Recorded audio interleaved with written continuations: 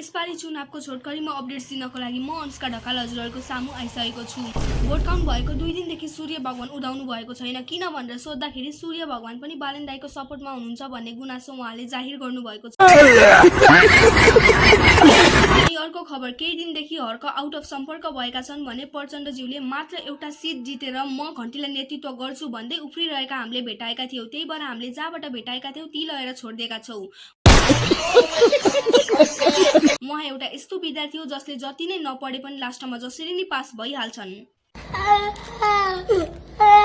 यमराज, केपी र प्रचण्ड यी तीनैजनालाई एउटै कोठामा भेटे पहिला यमराजलाई निकाल्नुपर्छ भन्ने भनाइ सोसियल मिडियामा अहिले एकदमै चर्केको छ।